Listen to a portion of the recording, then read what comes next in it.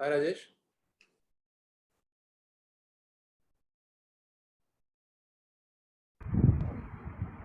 Hi Hemanta, good evening. Ready today?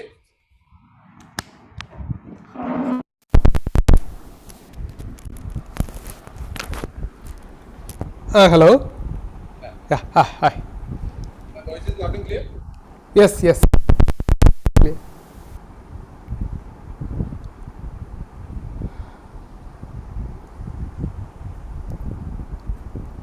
Do you want to share your screen and check?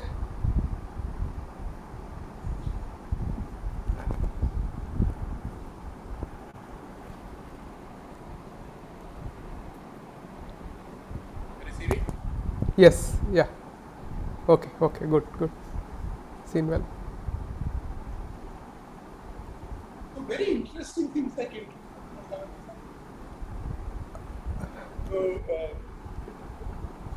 about the latest cassettes.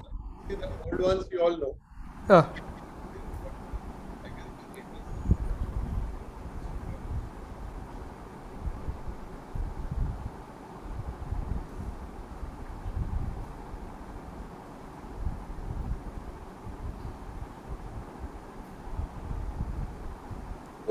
So Goa is, I think, we will discuss that. But now since we both are there, I'll take a minute.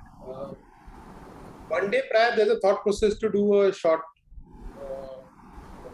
Very short Hemant, your voice is breaking in between. Now it's okay. Yes, yes, yeah.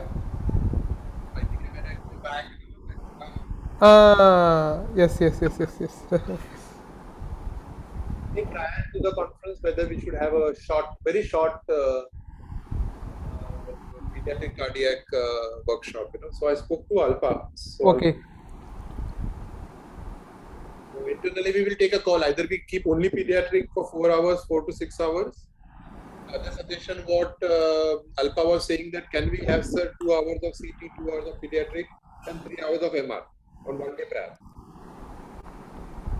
So I said we will discuss what is the best option, and then this will be on Thursday. Then okay, okay.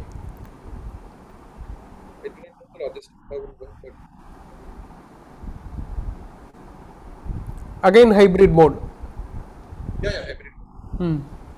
Hybrid only, because for hybrid it is once you have it for the conference, keeping it one day prior for the workshop also should not be a problem. Should not be. Okay, Process we have not decided. We might not keep also, depending upon how we all feel. okay, okay. For the scientific program, I think I don't know if today Sanjay is joining us, but as twice I've pinged him to show the fields are there, whether he has pinged to ASCII and SCM, or I just because it is the right time to ping them for a online availability of speakers. Yes, yes, yeah. Anyway, the foreign speakers will be only online, no? We are not inviting, yeah. So it will be risky, yeah. Yeah. What cost? Rajesh, cost. मेरा business class करो अरे Yes, yes, yes, yes. And if we get cancelled, no, then will be a real mess.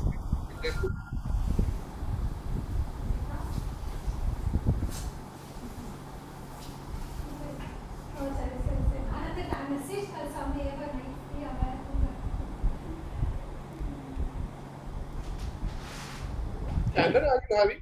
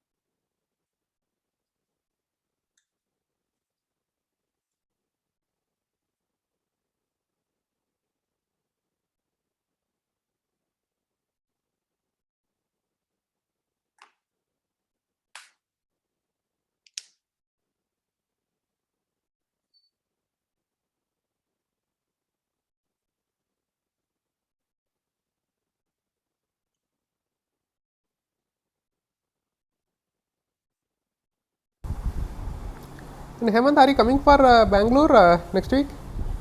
That, I'm coming Friday night. Okay. Yeah, I'm there.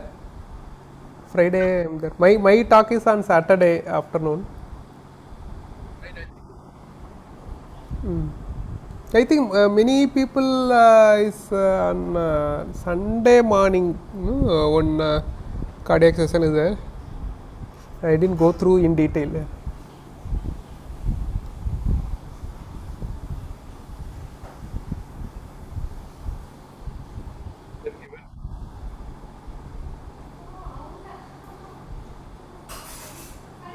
We are not practicing CTFMR. We are not practicing CT here.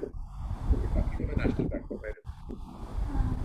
Sometimes these topics should be chosen where what should I talk about when we're not doing only CT perfusion. None of them are doing in India is doing CT perfusion.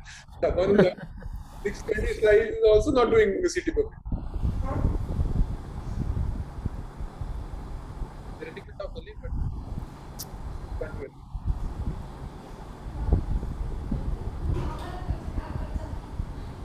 Hi Ragini. Good evening, sir. Very good evening. How are you? Good, sir. Thank you. How are you, sir? All well, good. So Ragini, how is work? Good, sir.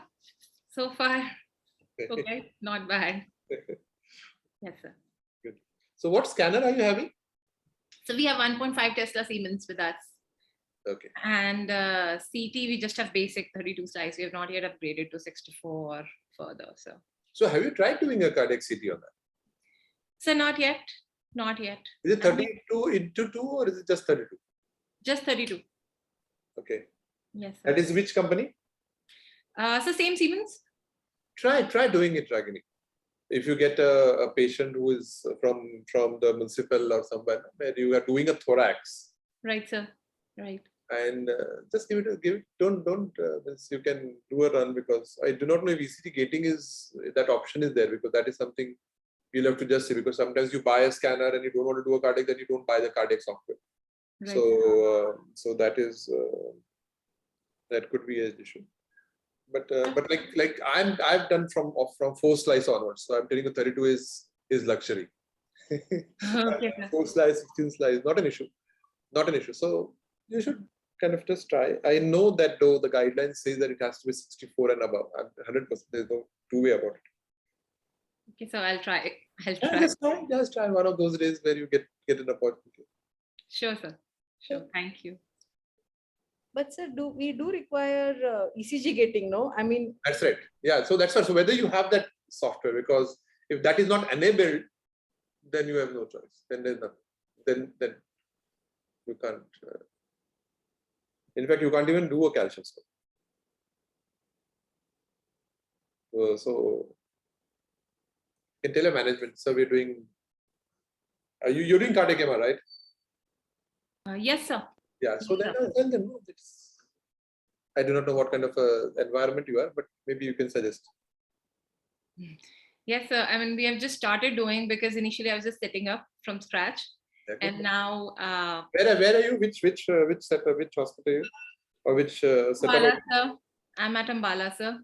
Oh, very nice place. Lovely place, Ambala. Small city, sir. But it's okay. Yeah. Patient-wise, it's fine, sir. Yeah, beautiful.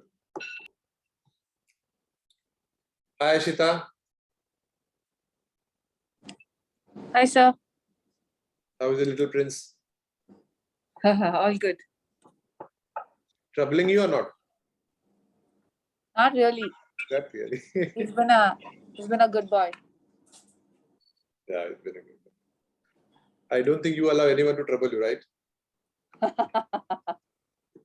I don't know what that means, but okay. I'm happy with that. No, but it's good because the kids sometimes they really try your patience and you know it's good. It's good. I'm glad that he's turned out to be a good boy for you. Very good. Yeah. I hope you come with Girish and him. It's a lovely thing. It will be a wonderful thing. I think it's the first time after so many years as families we will interact. As families, Yeah, sure. That's the plan. Give it a thought.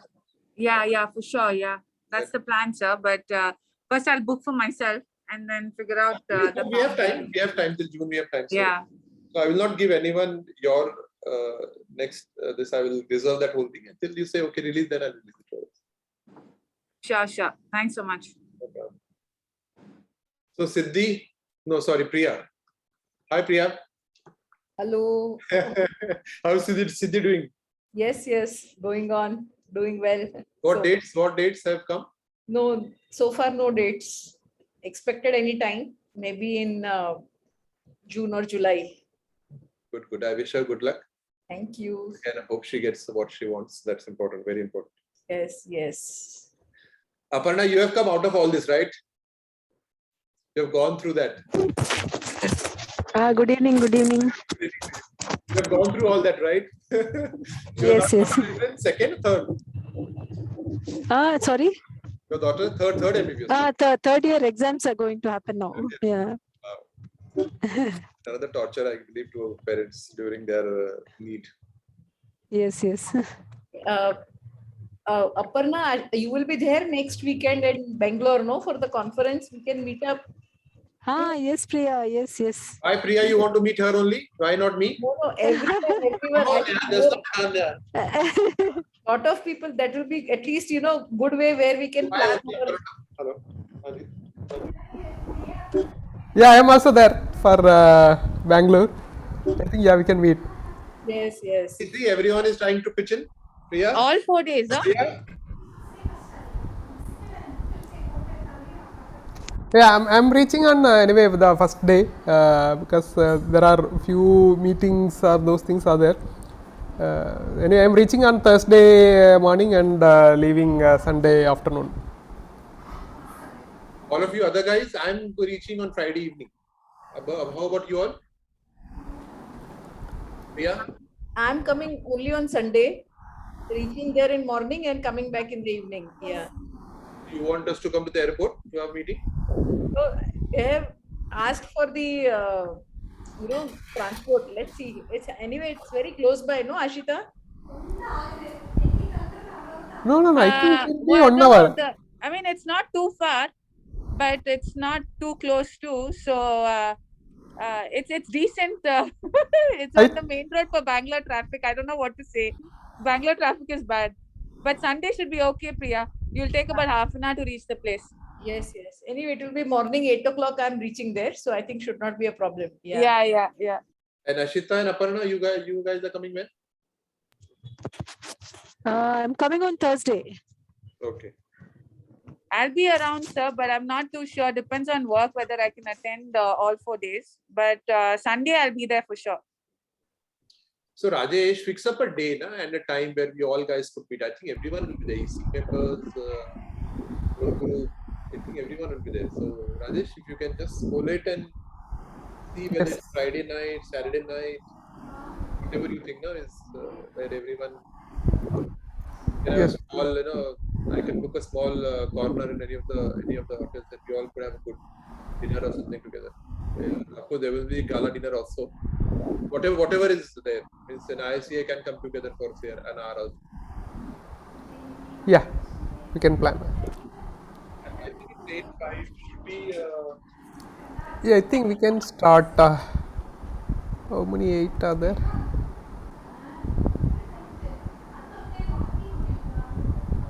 Right. Just see them.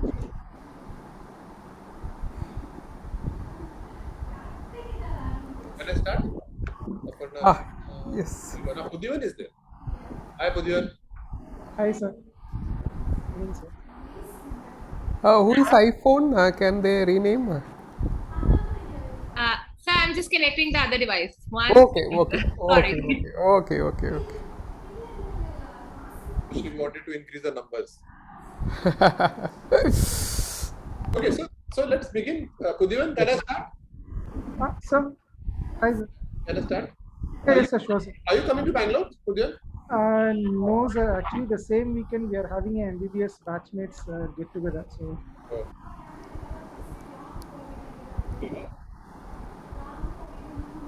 Okay, fine. So let's begin. So this is not a physics talk. Okay, we're expecting A plus B the whole square is equal to A square plus 2AB plus B square. It's not that.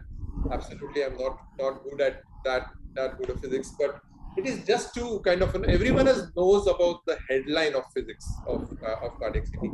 I'm just going to, in that headline, I'm going to punch a few salient points which we should know as an imaging specialist in cardiac imaging on the CT, so that we get kind of know what is there, what was there, and moving forward what to expect. Okay, so this first slide is where in '98 when the first volume Zoom, the 4 slice was launched. I was fortunate to be at the right place at the right time. In 2000, I got the responsibility of doing the cardiac CT in 2000, and the first one in the country, trying to hunt through literature as to what cardiac CT is. Believe me, I did not know cardiac anatomy when this machine landed up on my center. So that bad it was. But that is where the whole process started of launch, when it was the play of detectors. The multi-slice became multi-detector CT scanners, is where a single tube and a single detector became a single tube and 4 detectors. That's where it started calling. It's differentiated itself from a multi-slice to a multi-detector. It had got a 125 millisecond temporal resolution. It used to take 1.5 image per second. That was the speed at which it was there. And we never had any matrix which was beyond 512 by 512. So, but it was very exciting to see that you could see coronary arteries. That's the era where it was super excited. The cardiologist would not even care to believe that a radiologist could see and comment on the coronary arteries. When those data sets, now when I look back, had more of artifacts than actually the data. But it was a fantastic turnaround for the CT when cardiac CT was possible on a CT scan machine.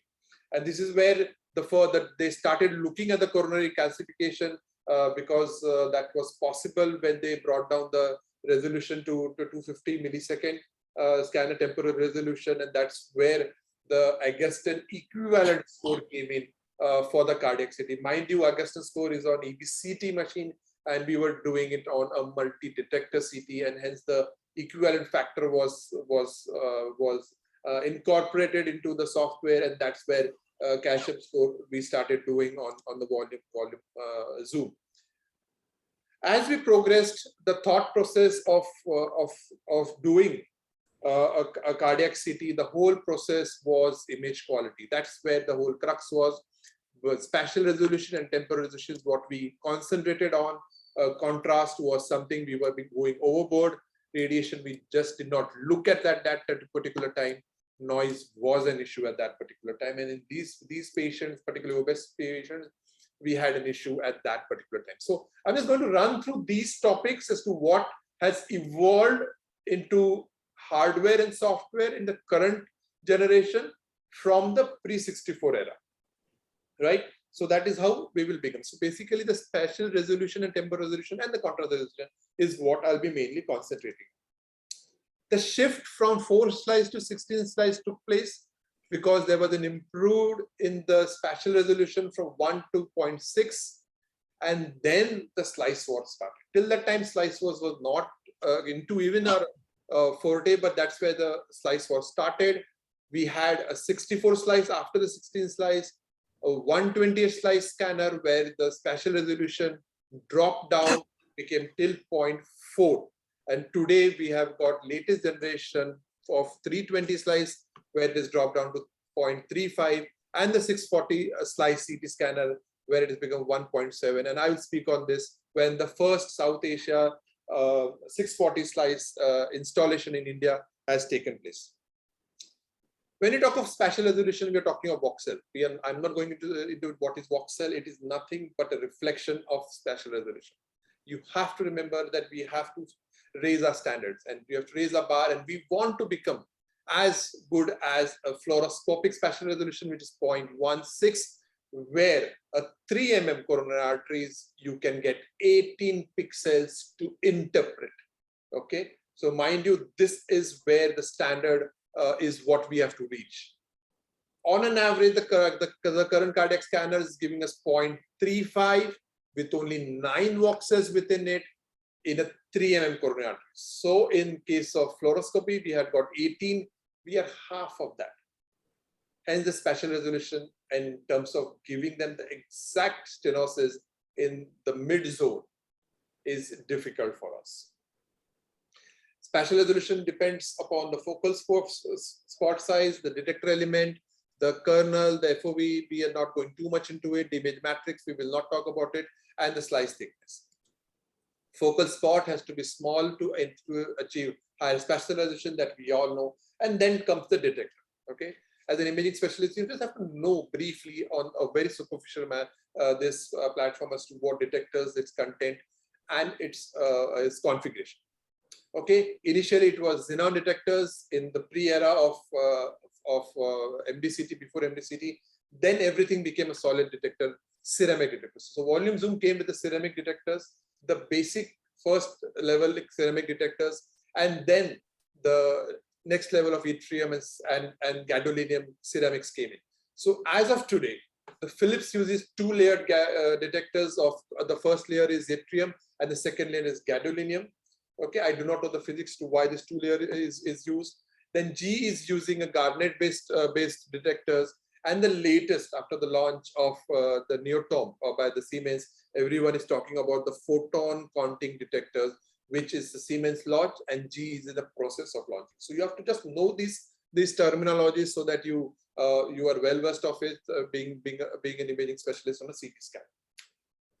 The length of detectors became a key factor as the evolution of the cardiac CT happened. Why?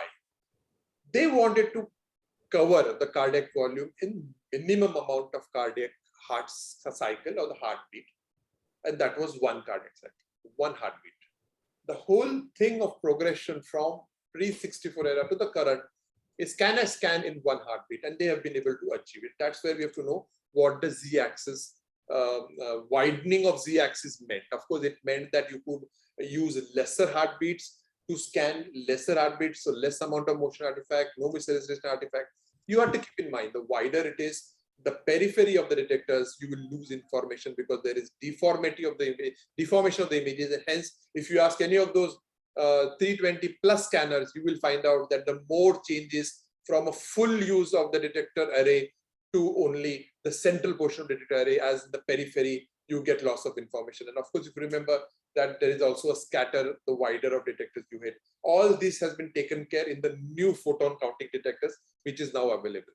With these now latest available, we are all stuck as of now to 0.5 to 0.6 mm as the width of the voxel of 1 voxel, which is available on a detector array. And of course, there is a study going on whereby they want to make it 0.25 in dimension of the detector, the width of the detectors. When you talk of the z-axis coverage, you have to remember something called as a focal spot. The z flying focal spot is nothing but 2 focal spots which are generated on the anode run disk, resulting in 2 samples per detector. This gave a new dimension to the multi-detector. You could multiply the number of detectors into 2 and say that my scanner is 128, but you would have a detector array of only 64 because you would sample twice on per detector, right? So this is where the apparent z-axis coverage happened. You have a set of detector array and you start multiplying. I will tell you the multiplication factor became more than 2 when they started adding extra software reconstruction on the detector array, on the detector sampling, and resulted in as high as 700 plus slices. And I will talk to you about what it is just because of the way they read the sample from the detectors. The conventional true axis d-axis z-axis coverage is per gantry rotation, and the number of detectors is what the z-axis coverage would be, right? So this you have to remember that now the latest generation scanners which are there are having an apparent z-axis coverage, resulting in their slice saying I am 620, I am 700 plus slices, right? This diagram is there, which is available on the article which we have forwarded to you. Is you can take a screenshot. Okay, just remember this. This is how you should remember the latest post 64 slice era detectors. On the left hand side, the whole column talks about 64 row of detectors, each of 0.6, except for Toshiba, and the coverage is about 4 centimeter or 40 mm.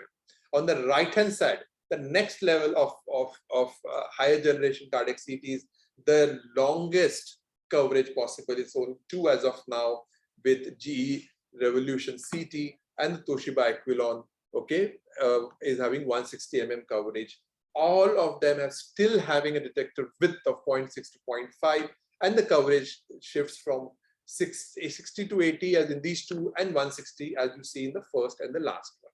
So this is actually the true axis coverage of Z-axis coverage in the hardware component of it. Now let us look at what happens actually.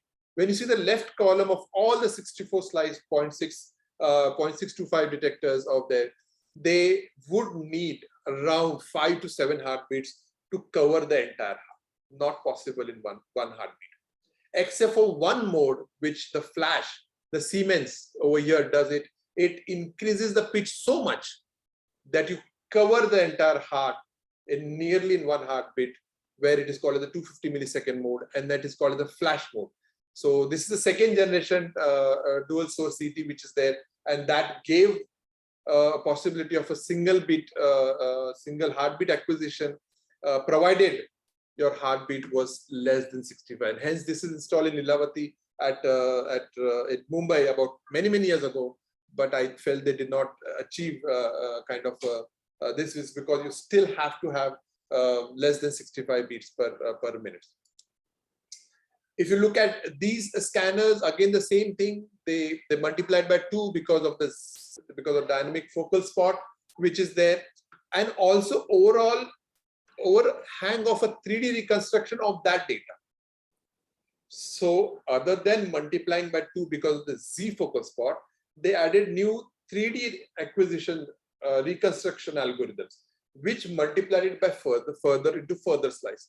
Hence, you have something like a 384 slice, which is a stellar definition flash mode, when they used these software to get more sampling other than the Z flying spot. Okay, the same thing is applicable out here in these two, which cover about 160 millimeters. In 256 scanners, again, where 128 is multiplied by 2. The last one you should remember is this is a new thing. I don't think this is available for clinical practice, is where it is 4 reconstruction per detector. So we don't have any information. I don't have any information as to how it works. So instead of 2, it becomes 4. So that is how they are playing around with the available software post-processing from the detector onwards. Okay. So if you look at the largest available spread, which is 160 millimeter scanners, we need to know that this will eliminate misregistration artifacts. The contrast needed will be very less, and it is very useful when you want to do myocardial perfusion study. I did speak to the doctor who is working on Toshiba Aquilon. Unfortunately, this component, the perfusion study, is still not being done because of various practical reasons. And it's very sad to say that I'm giving a talk on CT perfusion in the national platform because it was given to me, but none of us, as to far my knowledge, is doing a proper clinical CT perfusion study for us to speak what is the personal experience. So it's very unfortunate that the hardware is there available with us, but we have been unable to. I spoke to many of the higher end scanner users, but none of them are doing CT perfusion. That's the sad part. So what ideally I want is, as a radiologist, is that can I have a voxel of 0.1? Fantastic. That would be a really dream come true, where we have 30 voxel instead of the 18 voxel which fluoroscopy gives. We will go ahead of them, but the data which will be generated by this will be so high. Imagine 8,000 slices per case for 5 reconstruction. But still, I think this should not be a challenge, given the fact that today cloud-based options are available to store data. I don't think this is a challenge, but yes, moving forward, this will be the dream for a cardiac radiologist to work on a CT scan. If none of this is there, we always have our little spray of nitroglycerin to increase the diameter of the coronary arteries, you are increasing the number of box cell within that lumen, and probably increasing our increasing our specificity for the stenosis. The second component becomes the temporal resolution. Temporal resolution is nothing but we chasing the heart rate. That's important. Temporal resolution will be the time that is needed to complete the data set along with the image reconstruction. How much do I want it? Is less than 30. Why? Is because fluoroscopy is 33 milliseconds. So always our standard will be more than what the fluoroscopy is.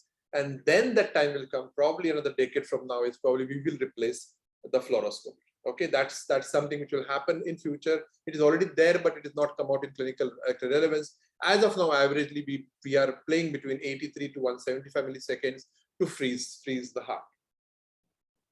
Just in brief, everyone knows about it. How does it happen? Temporal resolution.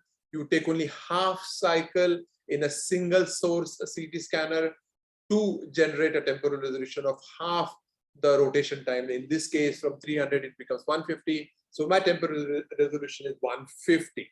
If I use 2 heartbeats, I will use only 1/4 of one cycle, the another quarter of another cycle, and make a temporal resolution of 75, which is half of 150. If I have a dual source, I will use 1/4 of one cycle and another quarter of the same cycle to generate a resolution of actual temporal resolution, not effective resolution, effective temporal resolution of 75. So let us see what is this actual and effective. It explained the when I said is when you use 2 heartbeat, it becomes effective. When you don't use 2 heartbeat, you use 1 heartbeat, it becomes actual temporal resolution.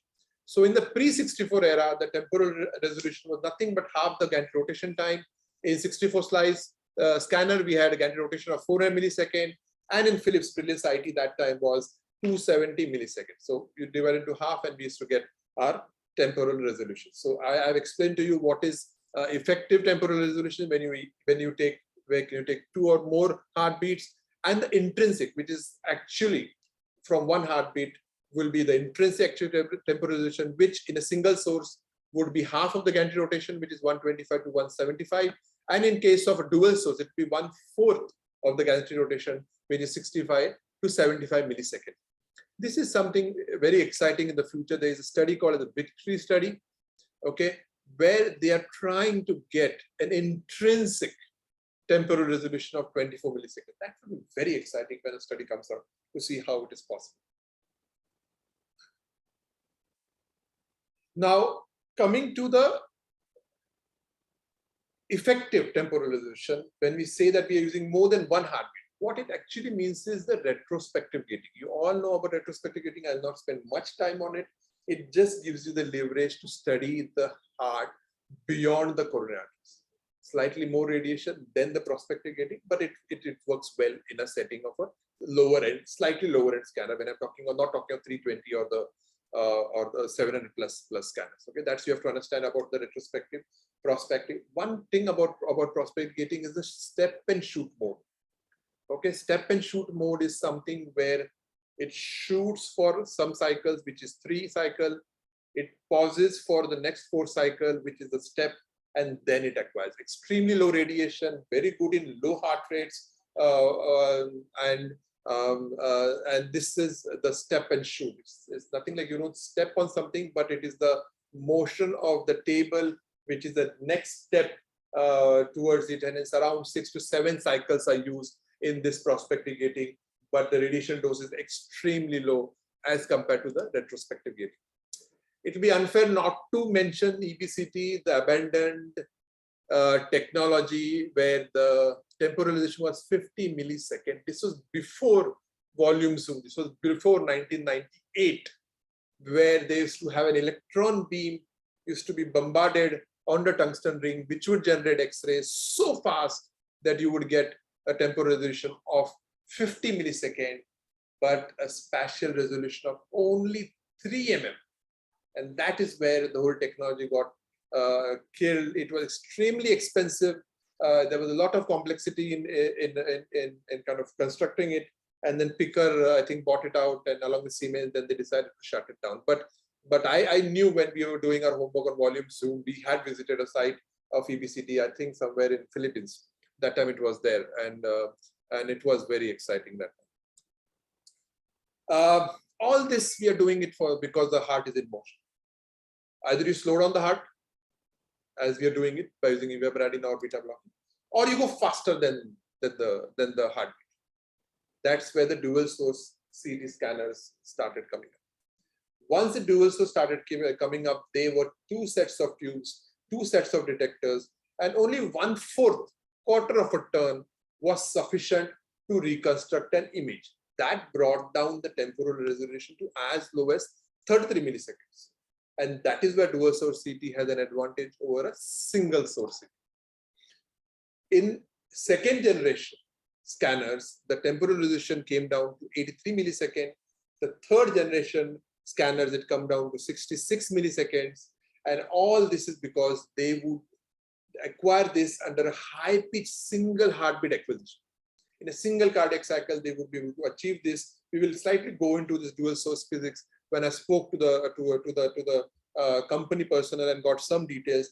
And the most important part is your radiation was less than millisieverts, which is what we would all want it, where it is not possible on a single source CT scanner of a 64 or 128 scanner. So that is where the dual source now takes the cake in cardiac CT coronary imaging. What is the future? I want to acquire without ECG synchronous. Will it be possible? Who knows? I don't want to use beta block. I don't want to do even synchronization with ECG. It should be so fast. Will you be able to achieve it? I do not. Briefly about dual source, when I wanted to find out what is this first generation, second generation, third generation, I did not know the technical definition, but it is nothing but a improvisation on the hardware and the software. Generation 1, generation 2, generation 3. A brief of what the company people have told me. The first generation dual source was 32:2 with a pitch of 1.7. The second generation is a definition flash, which is there in Mumbai, Lilavati, where the pitch was 3.4, where it was 40 centimeters per second. The third generation is where they started using dose saving algorithm on the detector level. And they would use an iterative algorithm, right, from the 9 different directions. All other scanners use 1 or 2. They would use from 9 different directions. And that is where they achieved 48 centimeters in 1 second. That's really a good coverage. Okay, so the improvement in the application of dual energy from the first to the third scanner is very much visible, it seems, though I do not know a clinically useful application as of today. And I don't think anyone in India is using the spectral CT component of the dual energy, but maybe it will come as the technology matures. The third generation is a somatome drive. It claims to have a 768 slice per rotation. And I called him up and I said, how do you hell you say it is 768 when you basically your detector row is 128? So here's the calculation. You have a slice, two sources of X-ray. We calculate for one source. You have 128. You have a Z focal spot, make it 256. And on the acquisition of 256, where you cover using a 0.6, one tube, okay, you get per tube 38.4 mm because of the 0.1 mm slice increment. So per source, your images are slices are 384, and you have got 2 source, and that is 768. So this is how they play around with the technology to say that you are 768 slice, where actually when you see it is per source per detector, it's just 64. Right? So that's where you have to understand what is beyond the hardware, what is it that you're doing. In India, we have totally 60 dual source CT scanners. Third generations are 18. New 8 are coming in AIMS. In Mumbai, we have 3 already. And the exciting launch of photon counting CT has already taken place. Anyone attended that launch of photon counting CT? It was very interesting. This is something new technology. Which is, who has taken it? Where it is installed? Come, it's there in my center. I'll show you. Okay. No, Priya, I'm just joking. So it is not installed anywhere in India. The launch of photo counting CT took place internationally, I think about a few months back. In our IRI, in one of the days, they're going to launch this in India. So there'll be a road show for this particular photon counting CT, which will be there. And it's a different total physics out of it, where each photon is used to, each information of the photon is used to develop an image. Okay, that's all I know. Don't ask beyond it. There's a nice presentation I pulled out on the net from the Siemens, which I had seen, and I thought it would be good to understand what is photon counting as we move on. Just give me 30 seconds. I will just run this video, which is there available. The smallest bone in the human body. So, yeah, so this is the Neotome Alpha. I am not a proponent I'm not selling a technology, please. This is an image of a stapes, the smallest bone in the human body, produced by existing advanced CT technology.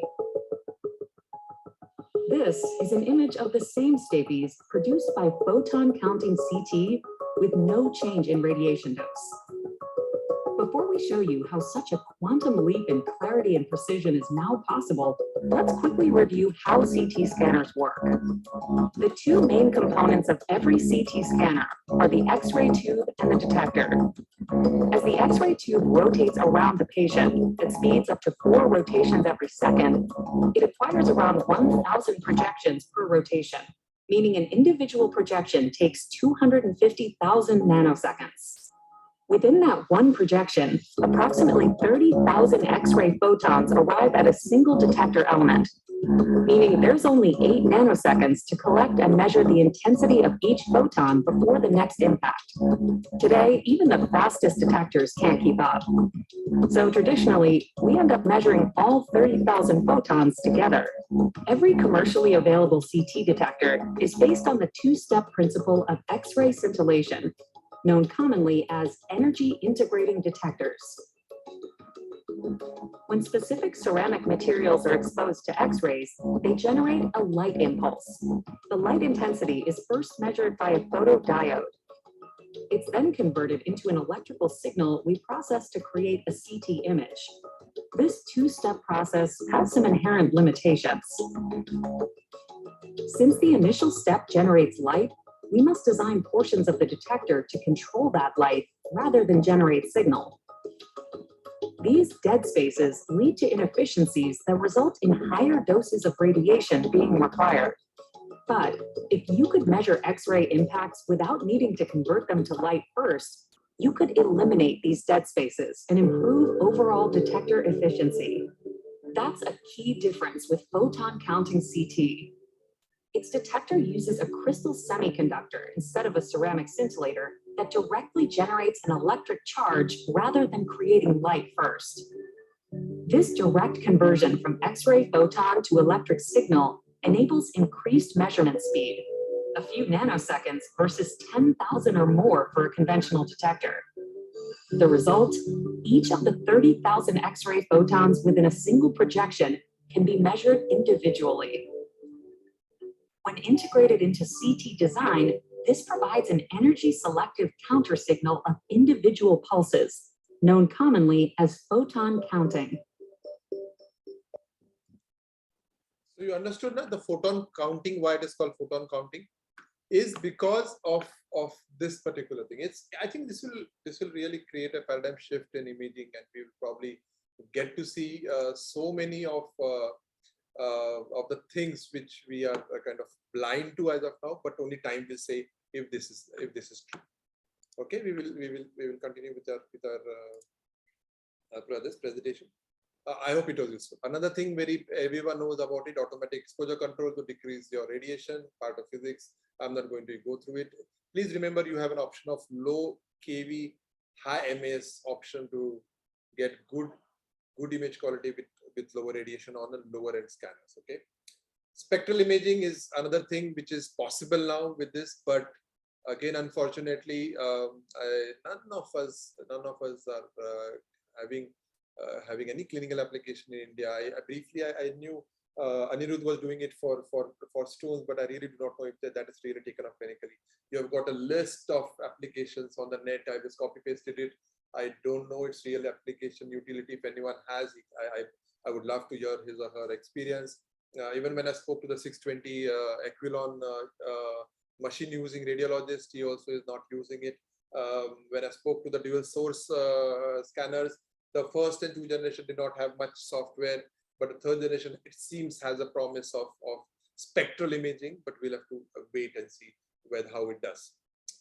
Last few minutes, and I think it would be unfair when we don't talk of machine learning and deep learning. That is something is going to happen in the next decade, and that is going to make us better. We will have more helping hands, and that is going to make things better. What we are not good at will be made better.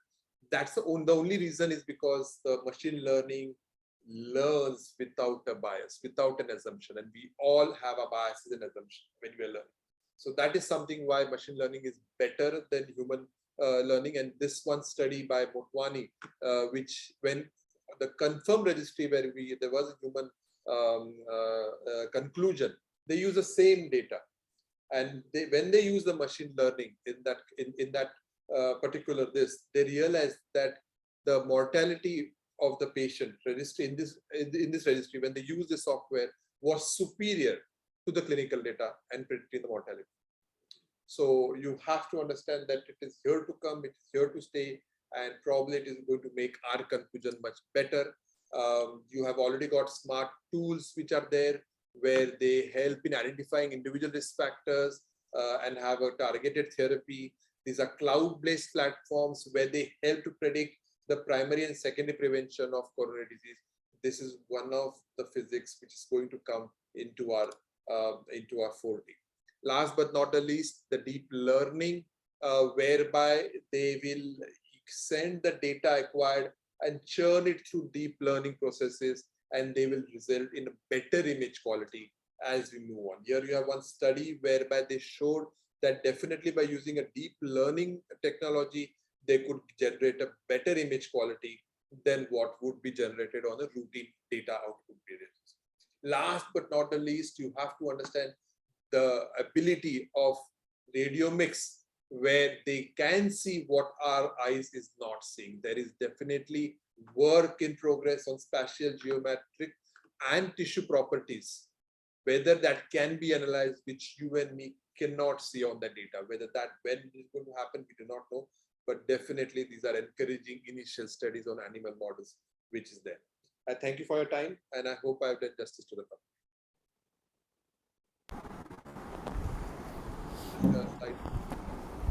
Just one slide I would like you to, just before I forgot the slide, is why is it that we have to have those higher end scanners if possible, if your pocket permits, if your setup permits? Is because when the NICE guidelines came in, all those people who are doing coronary CT will know there are a patient group which are difficult to scan. You are not very comfortable in scanning. Who are those patients? Calcium score more than 400, coronary stent, I'm worried. I might not see the lumen. Bypass graft, distal grafts is an issue. Heart rate not getting controlled is an issue. Arrhythmia is an issue. And obesity is an issue. The NICE guidelines said that if you have these patients in your setup, then you have a right to go through all or do a scan on these higher end scanners, and the insurance will reimburse. You understand? That is where these next level of scanners have come in, where the NICE guideline has said that out of your population which comes to you, there will be a set of population which, I'll call you back, will be a set of population which will be difficult to scan, and that is where we utilize our higher most available scanners today in scanning them and alleviate the motion artifact or their ability to decrease the blooming artifact from a stent or a calcification and eliminate misregistration, which is totally now possible with 620 plus scanners. Okay, I'm done. Thank you. Rajesh, on to you. Yeah, I think first time hearing this photon counting CT. Yes, looks exciting. So far we are in the CT we are only talking about the numbers, slice numbers and the slice thickness and the maximum temporal resolution, and yeah, this may be a game changer. Thank you for the excellent talk. Very nice it was, really. Now, just wanted to understand about this requirement of the scanner for the CT perfusion. So it can be done even in the dual source scanner. Yes, it can be done, but it needs to be of the higher generation, not the first generation. When I spoke to the industry people, the software available now, where are they getting stuck is the interpretation. Suppose I have got a 620 plus today Madan is having a 620 in Chennai at Apollo. Okay, when I spoke to him, he said, sir, the problem is after doing this, the integration with the software is not there. Now he's having it for last 8 months. He's having a 620 Toshiba Equilon, which is the highest available today in the industry. The first in the South Asia to have it, first in the country, first in South Asia. Last 8 months, and still he could not do a city perfect. It's because hardware available, software, there's some issue of software integration, is what I understand. So as of today, Priya, none of them. I spoke to Delhi, I spoke to Gujarat, I spoke to Hinduja. I spoke to Bridge Candy, I spoke to nothing. They just are not doing. No one is doing. South, no one is doing it. Okay. It's sad, but no, in India we are not doing it, and we are going to talk about that topic on National Bank. Yeah, but for the perfusion also, actually we are imaging the heart only, no? So why can't we do it on 64 slice? No, because it's a time. You have to do it in the shortest available time. So either you do rest stress or you do a stress rest, depending upon the indication. There are some people where it's low probability. Then you do first rest and then you do stress because of the mixing of the contrast. Whereas if you have high probability, you do first stress and then you do rest. The acquisition and then pushing that acquisition into the software to get those maps. There is some issue. I do not know. Don't ask me why, but it is very silly. Dr. Hemant, very silly. I think we need to get Kitagawa to give that lecture again. No, unbelievable, Johan. None of us. I called up at least 10 people who have got 320 and above. No, basically, I think company people have to be inclined to, do some research and something. No, Priya, something is there. I don't know. I just couldn't figure out. Last 2 years, we are trying to do it. Remember that the talk in Delhi also when this one gave spectral imaging, Vimal tried to give. It's when did we do Delhi?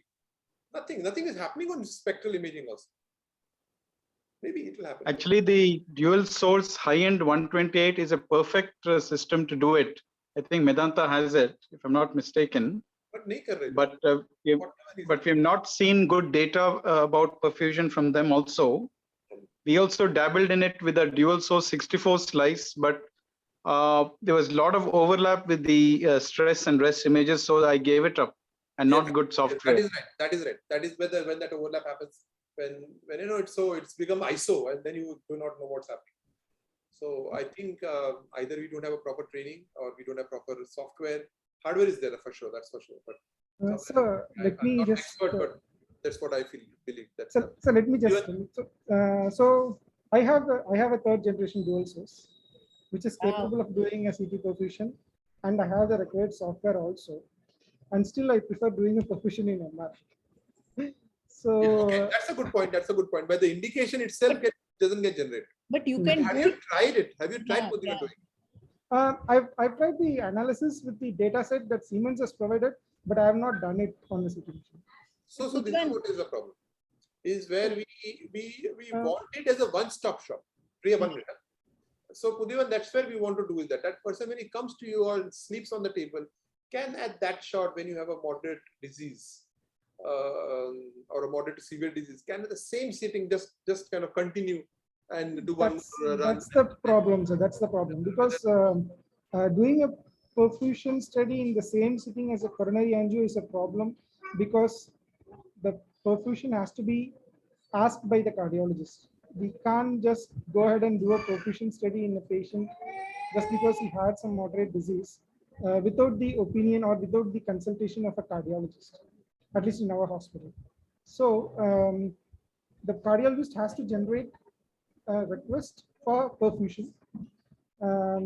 Imagine one of your friend, one of your relative, and you have a free hand to do it. And if you do it, that's a different thing. We can do one or two. Johan, stop doing it. Once you do it, do you falter? Keep on faltering. but you have to keep on doing to kind of improvise yourself. And one patient in a year, I don't think it's worth it. My thing is that yeah, I can do 1 or 2 cases as a novelty factor, but whether when I have the option of doing an MR perfusion, what CT perfusion offers more than that is the question. So Pudhivan, that's one-stop shop. He's lying on the table, and next another 1 to extra 2 minutes, you're giving that answer, and not asking to go shift out of the scanner. Yeah, yes, sir. But that's the logistical difficulties that we face, because without the consent of a cardiologist, so we just can't go ahead and do a. So can I be a bit bold and trounce into your territory and say that, can you talk to the cardiologist and say, sir, I want to do 10 cases, and share your experience in our Goa conference? Yeah, yes, sir. Possibly I can try it. But the cardiologist, tell him, sir, I want to do it. Then charge whether you can leave off the 10 patient charges. I leave it to you at your department. But that's I'm trouncing to your department. But yeah, yes. Trial run 10-15 cases, and you can see how. Yeah, yes, so that definitely can take Joanne's help, because Joanne had done it at past. So maybe Joanne's practical experience. I have no experience at all.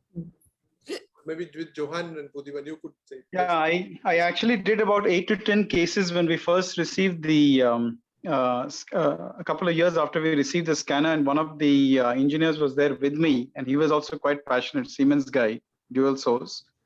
But then what happened is, wherever we looked, the cardiologists and the journals wanted a match with another technology, preferably a SPECT. So we could not get enough funds to get adenosine. So couple of my patients, I did the perfusion, but who's going to pay for the adenosine? Adenosine is expensive business. Yeah. And then if it is initial days for you and your lab, nobody is going to accept your perfusion. Even if you say you've been trained in the best institute in the world, they're going to want to have a match with another technique. If you're doing MR perfusion, good. I do a lot of SPECT perfusion. So they wanted a match with SPECT perfusion. Now to again do SPECT and then to give adenosine again is a huge cost. By the 3rd or 4th case, I ran out of money and I ran out of ideas, and I quietly shelved the perfusion and went back to my old habits of doing SPECT perfusion, and some of you would do MR perfusion. So that's how it is. It has to come at a much bigger level. I think we need to invite, maybe after COVID is over, to one of our labs, Dr. Kitagawa, who's the real master of CT perfusion, and I'm sure he'll oblige. May not be now, but maybe a little later. So I still think we need to keep prepping ourselves, keep reading about it, learning about it, do 1 or 2 odd cases, get used to it. And then when he comes, we should be able to have about 10 cases ready. And I think with those 10 cases, the launch will happen. For those of you who have seen Rocket Boys, a very nice serial which happened a couple of months ago on, I think it was Z5. Yeah. What is that? Rocket? Please watch Rocket Boys. Vikram Sarabhai and Homi Vikram Baba. Sarabhai and Homi Baba. Then you will really know what innovation is like. Please, I request all members to please see the series. It's called Rocket Boys. It comes on Z5. You will have a lot of ideas after that. Thank you. Please send the active link on the group. No, just joking. So that's nice. Megha, what's your thought process? Megha is there? Yes, sir, I'm there. But this is beyond, means we are also still doing basic only. But let's see.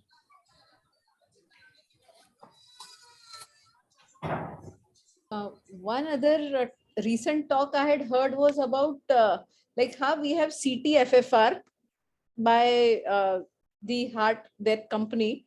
One other company has come up with this measuring pericoronary fat attenuation value, Carey Hart. And there was a nice lecture on the European site where they mentioned that counting the inflammation along the coronary, we can actually see the active inflammatory plaque and, the plaque which are more dangerous, more vulnerable as compared to this. So that is something. Ma'am, for CT-FFR, no, Royal Brompton Hospital, the senior doctor, he said there is so much discrepancy between CT-FFR and conventional FFR that it needs much more improvement, and forget about it at present stage. That's what he said. But Megha, just to correct you, the NHS, and this was the talk also given in our last meeting, are very, very gung-ho about CT-FFR. And as you know, CT is their first modality for IHD evaluation. They are going top guns with the CT-FFR in a lot of their patients. And I think Hemant knows, I can't remember the speaker, but he was one of our invitees. Hemant had invited him for our last meeting. So CT-FFR is going to be mainstream very shortly. I am working with a couple of IIT engineers, and I will let you know when we have made some major progress. But CT-FFR is the future, Megha. Don't ever think otherwise. Great, sir. But he said they are going to publish a study countering this claim soon. So I believe CT-FFI is good only, but he said they are also in the process of publishing a study soon, which counters CT-FFR. Science progress has always been peppered with these kind of things. Don't worry, Megha, just go for it. Okay. Yes, sir, definitely, sir. Dr. Telkar is just logging in again. He just called up. I think somehow by mistake he logged out and he's joining again.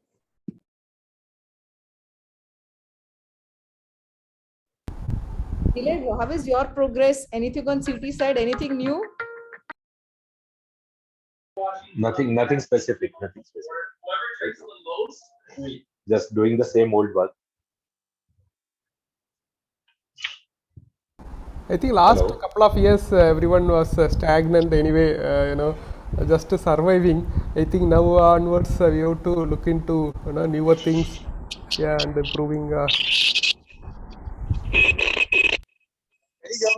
Yeah. Can everyone hear Dr. Telkar? Yeah, somehow he's not able to log in, so he has just called up on my mobile. Am I audible? Yes, audible.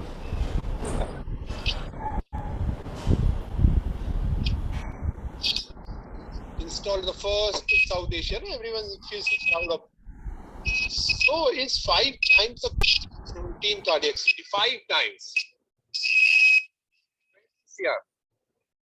So you have to. These are all technologies which have to have in an institute like Apollo, and that gives them an advantage to the radiologist, the young radiologist. I've spoken to Madan. Madan is there.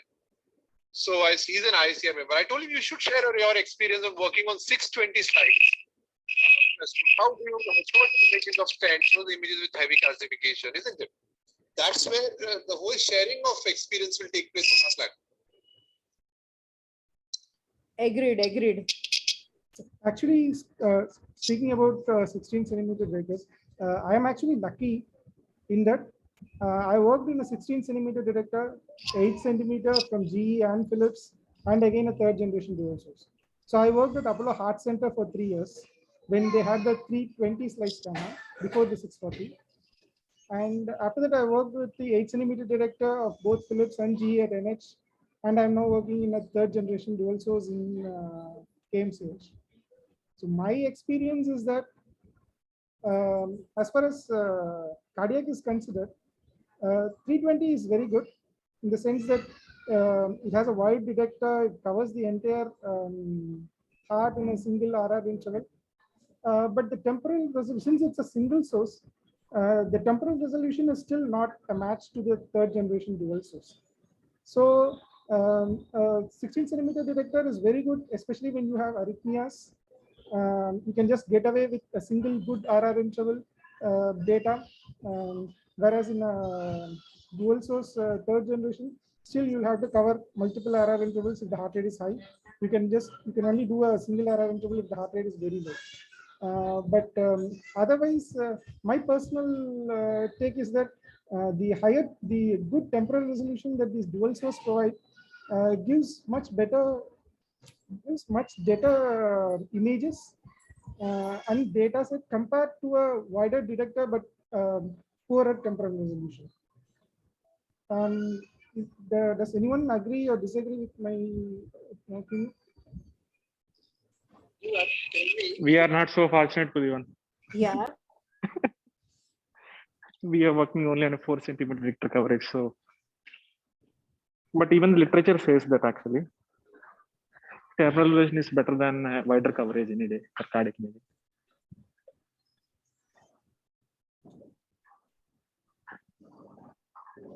And also the thing about the single RR interval scan, I routinely use it when the heart rate is very low, especially when the heart rate is less than 60. We actually don't use any beta blockers at all.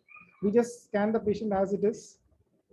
Unless otherwise the patient, heart rate is above 100 or something like 120 or something, then we just give IV beta blockers on table and then bring the heart rate below 100 and then scan it. Otherwise, we don't beta block any patient at all. And without any beta blockers, if the patient's inherent baseline heart rate itself is low, less than 60, then I have used the flash mode to get the single RR interval scan in my scanner a lot of times. And I've gotten good image quality, and consistently low radiation dose. Most 90% of the scans have been done with less than 1 millisievert radiation.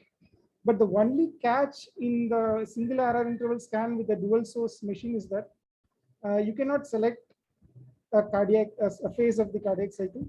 So it gives a 65% reconstruction of the heart, which is standard in the sense you cannot change it. So always it is always 65%. And if due to some reason there is a movement artifact or some artifact during the 65% reconstruction that you got, then the whole study is gone. You can't have a different cardiac cycle reconstruction when you're getting that single RR interval scan with the dual source scanner.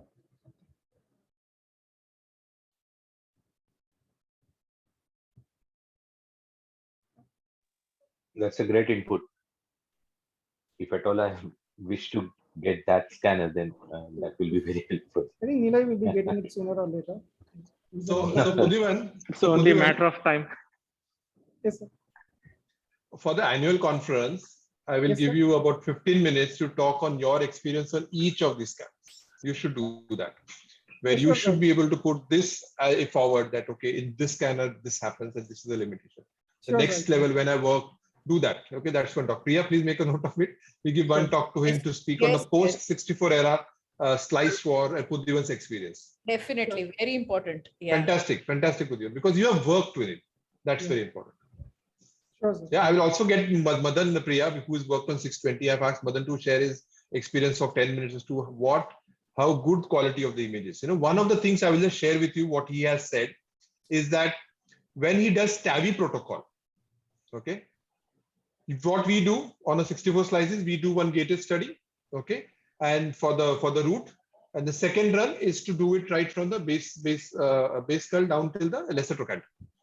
In 620 Aquilon, they do only one acquisition from base skull down till the mid thigh.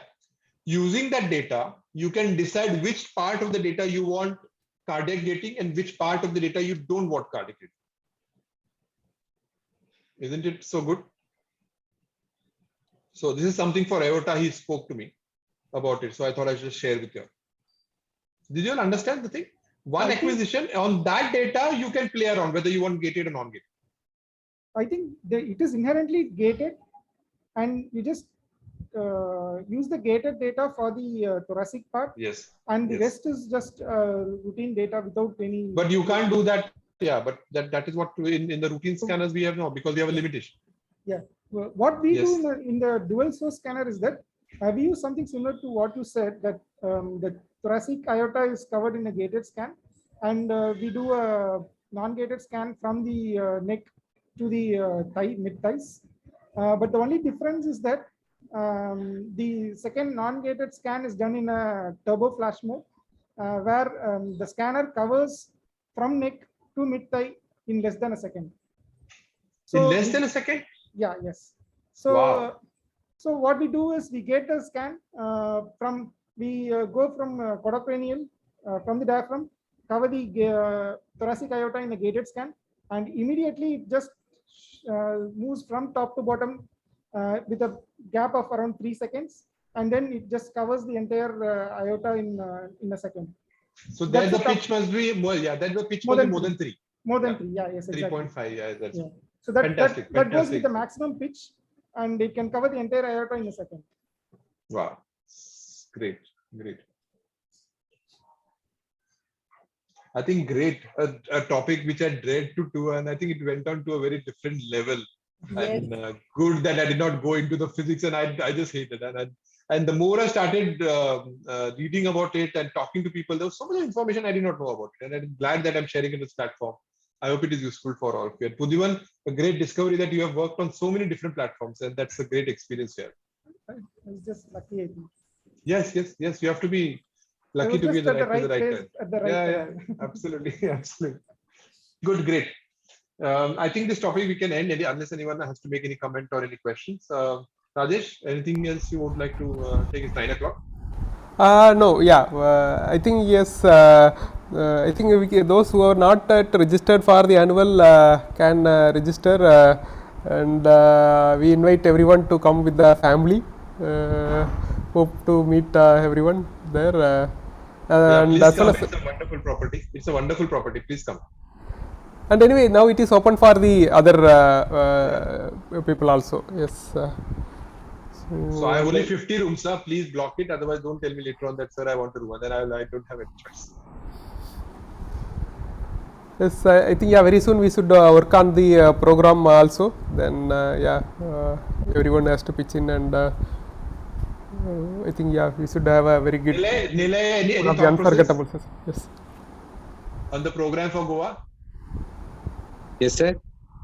Any thought process on making a program on Goa? Educational program, and not the other program. Definitely, yeah. Sure. Done. So Rajesh, I think next week let's meet up again online. Yeah. Let's exchange our ideas. And then... Yes.